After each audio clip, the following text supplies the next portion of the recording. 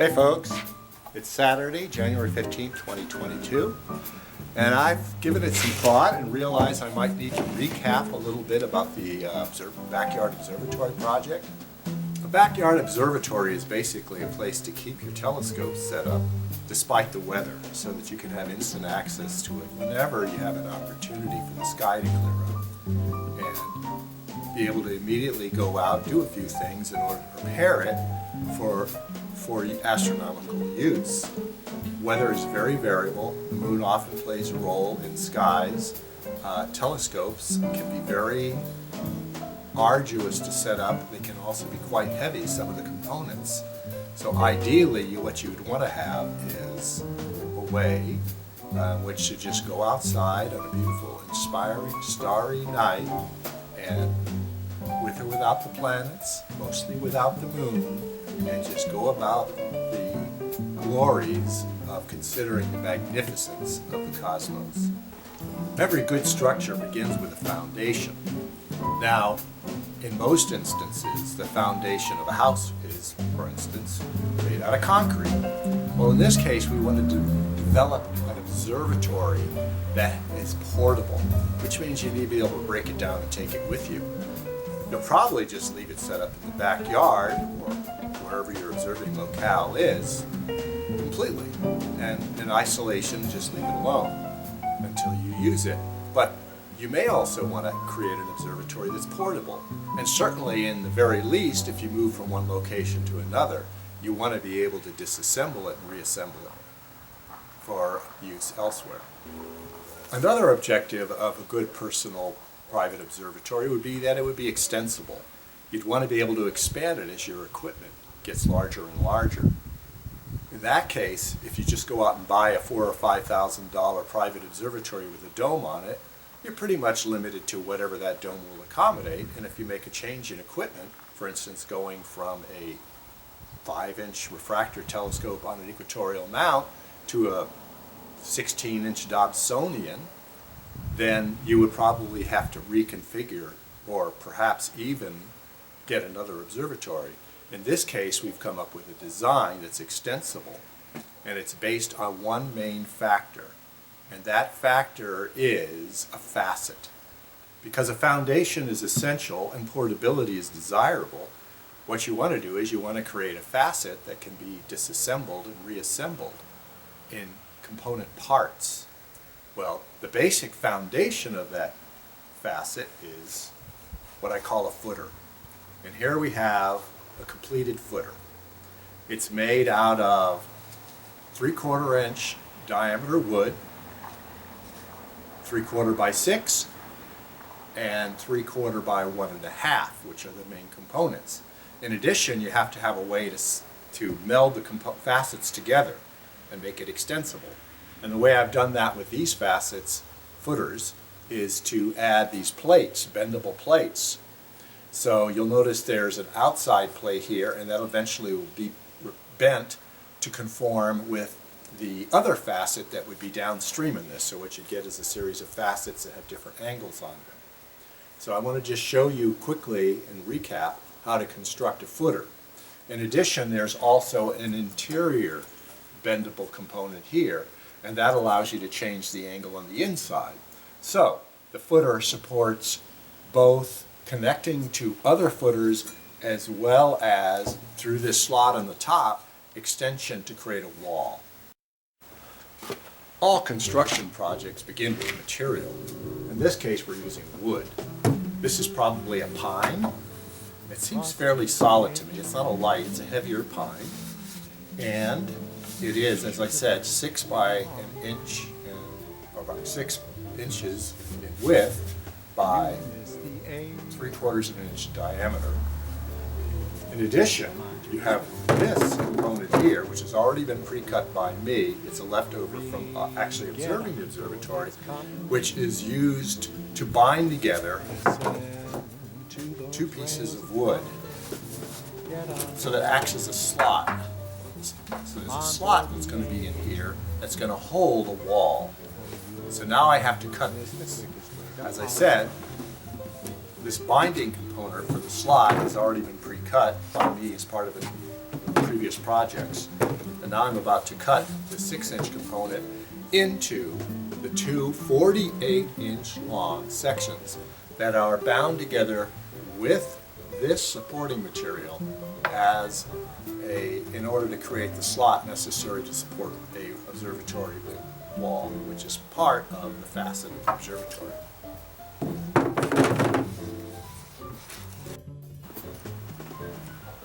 So this bridging wood component to make a slatted footer has already been measured.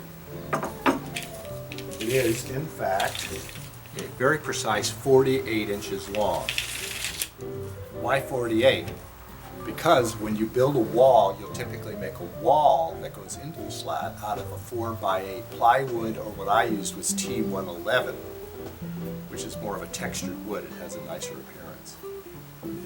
So all I'm going to do is take this, I'm going to butt it up against the end of the 6-inch component.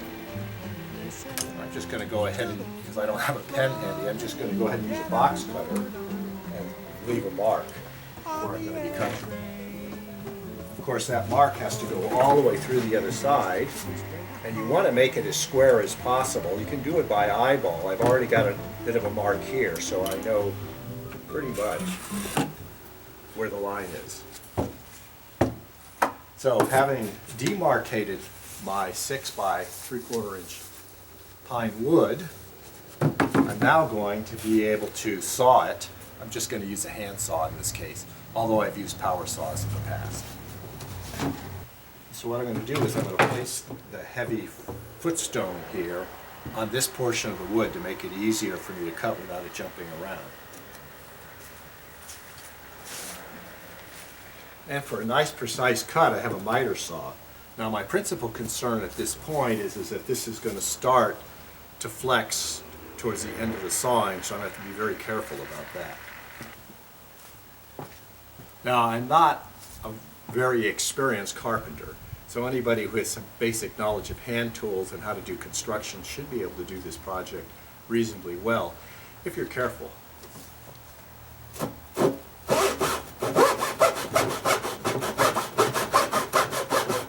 So I've cut along the line that I already described on the wood.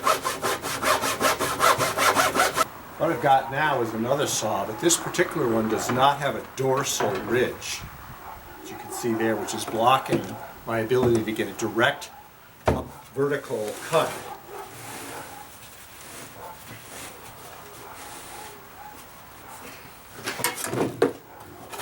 But it's also got rougher teeth.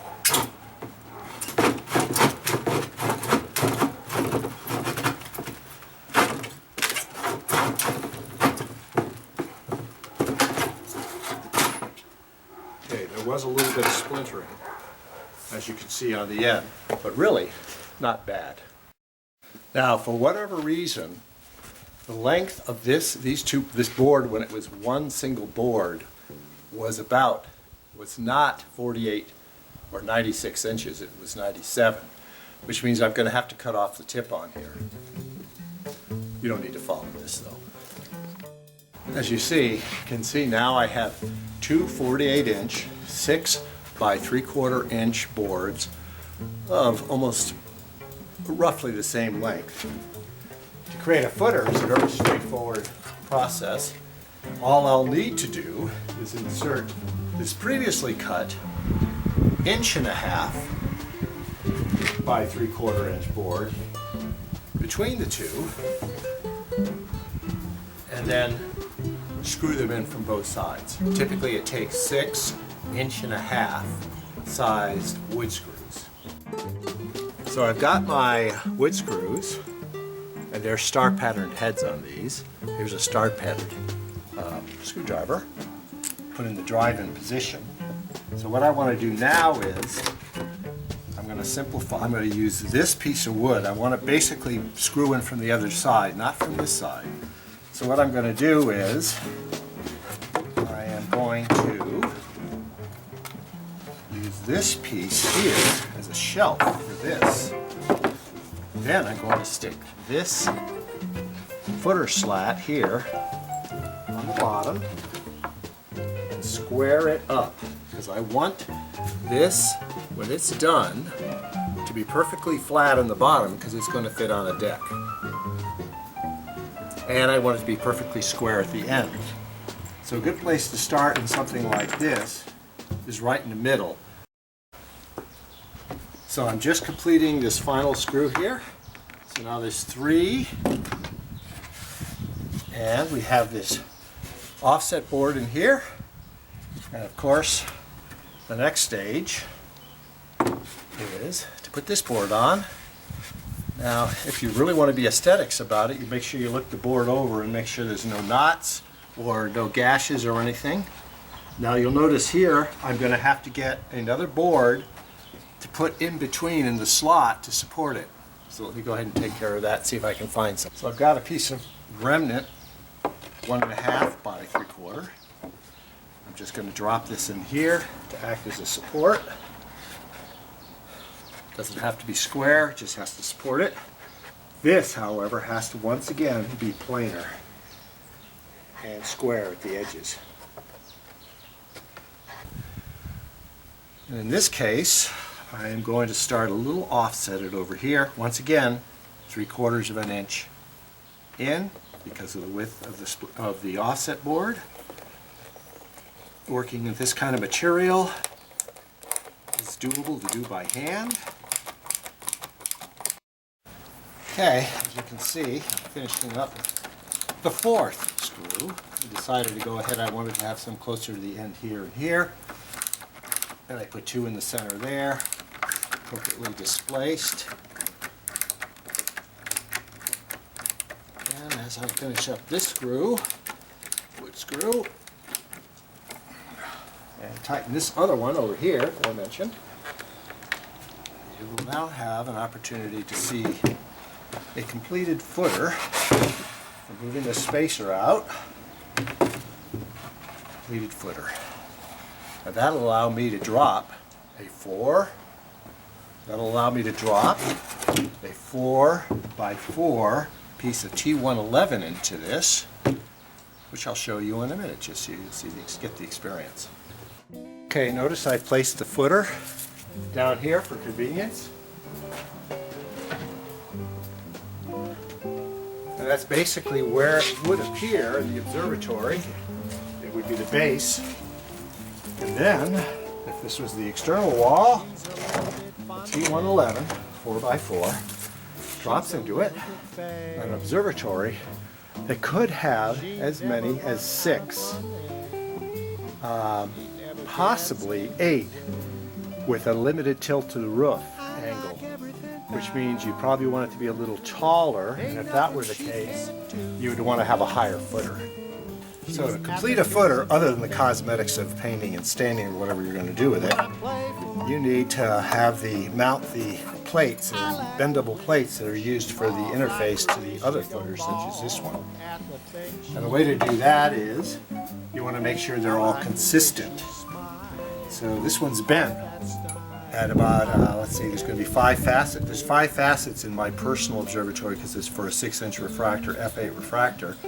So 5 facets is all that's necessary to accommodate it. So this is bent, obviously 5 into 360 degrees, 62 degrees. So roughly that's that angle there. And it gets mounted right here and right at the bend. The bend is right at the very tip. So these holes right here. Meanwhile, you want to make sure that it's high enough up, or actually squared with the base of the footer, so it doesn't actually drag as metal against whatever you're mounting it on. And all that requires is 2 screws, 2 1-inch wood screws. And I'm just going to get started so you can see what I'm up to. She's some kind of a genius, deep down inside of me. She let me look through her window. Now you'll note this is pretty close to the edge. You don't want to get within 3/4, anything less than 3/4 of an inch to the edge of the wood, or it might split. And you do want to be careful when screwing it in. Sheet this one out. This is the second one. Now notice these 2 screws are going to penetrate into the separator that I already put into this footer. And that is not going to be so with this other plate. That also will be bent eventually, but I'm just putting it in straight for now. It'll get bent when I actually mount this footer. And this one, you basically want to put at the top. So this is the inside face here. This will be the outside face here of this footer.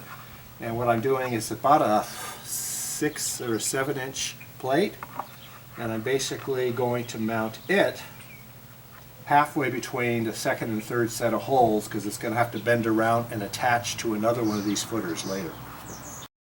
So here I am finishing up these 2 wood screws.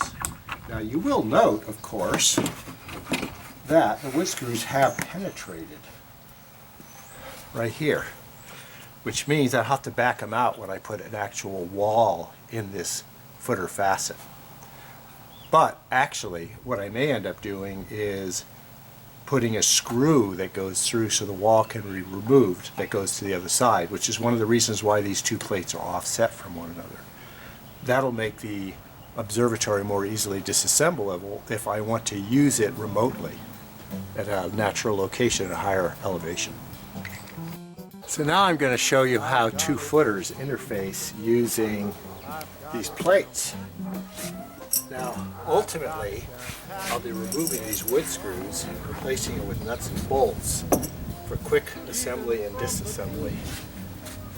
But now what I want to do is I just got to put all the footer sections together as a 5-pointed pentagram, because my next major project is going to be finalizing the roofing aspects of each of these walls, footers, wall ceilings, which basically is going to involve sealing them against the weather, because there are gaps, and redoing the hinges that are associated with the roofing so that I can expose different parts of the sky that I want to observe from. So basically all I'm really going to do now is I'm going to take 2 wood screws, and I am going to join, by way of the plate here, these 2 footer sections together, and you can see it does approximate to the apex of a 5-pointed pentagon.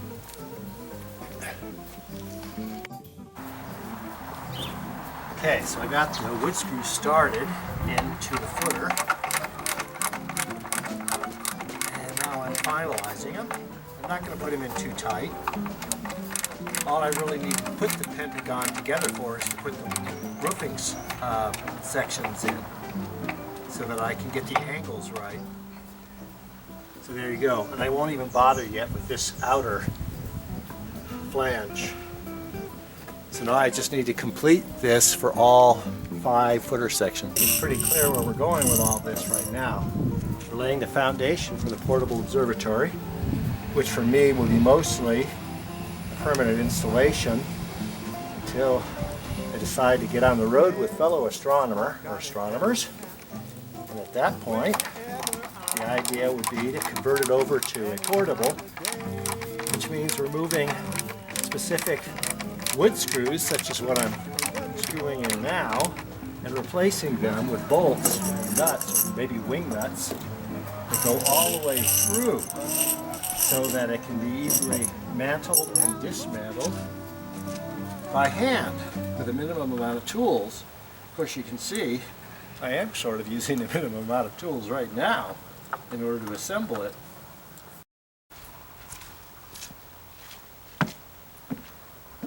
As you recall, I described each one of these segments of a footer with a wall as a facet. Well, ordinarily, while these triangle pieces here would form a rook, this is left over from cutting plywood, 3/8 inch plywood, into triangular sections, as you can see. Of course, that's all visible in previous videos that I've done on this project. I will be modifying this one to show you how you can use a remnant as part of this video series. Anyway, what I want to be able to do with this now is I want to be able to load these triangular segments into the footers directly.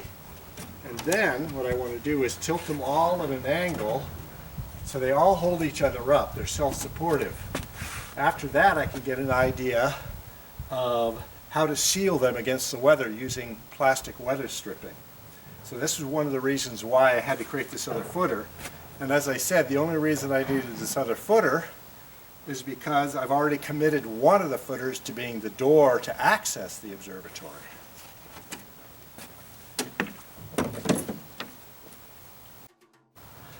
Okay, what I'm doing now is just staging the roof facets, the tries is what we call them, into the footers. Because what I'm going to want to do is tilt them all so that they're all touching at the top. And the idea is I want to get the gaps, and I want to put weathering material between each slat in such a way that two of them can be open at any given time. Now the wind is picking up and maybe forestalling my project. But anyway, so the goal here is to get the roof together. Obviously they can't fit in the slats while I'm doing this. They'll have to perch on the lips of the footers. But when I'm done, I will hook up the various hinges that I have set up onto the two that I'm going to be predominantly using to view the sky to the south and to the north and east. So all of this has been covered in a previous video, but the key is now I'm working towards weather sealing and cohesifying the ceiling tries so that it can stand up against both the weather and any wind. And it can get fairly severe around here that it might encounter. Okay, to sum up, my goal for today was to demonstrate how to make a footer. And the reason I had to make a footer is because the one that I ordinarily would use for this fifth position of a facet is now upstairs drying under glue with the door section. You'll notice that every one of the tries is fitting into a footer, with the exception of this one over here, which I'm leaving open as a door. Among the other things I did today is I had to reverse the hinges. Now the hinge will allow this south-facing try to swing out all the way over till it hits the tank, probably, which is perfectly fine because it won't get in the way of observing, and allows this northeast facing try to swing all the way over to here. This, in fact, the northeastern try, is the one that will be atop the door section when I bring the 5 wall sections out, put them in the footers, and then add the hinges that are needed so that the other sections can swing against the walls. So you can see what we have here is a nice little 5-sided pyramid with obvious gaps that have to be filled with roofing, with shower gel material, which I have over here to show you, that I have already cut into 6-foot lengths. And this material here will eventually be stapled into the gaps. Hopefully that will result in the complete sealing of the roof section against the elements. Well, elephants too, I doubt that, but elements. So, my work for today, ladies and gentlemen, fellow astro nuts, is complete, and hopefully the door section will be finished gluing in place mañana, and this weather, such as it is, not good for observing, but at least good for getting outside. Temperatures around 40 degrees will remain satisfactory for the next several days, and we should be able to see a semi-finished observatory with the ceiling material and with resistance against wind walking.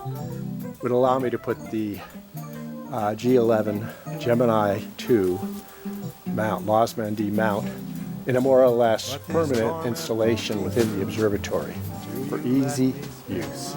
Thank you. Be back. Carpe Noctem.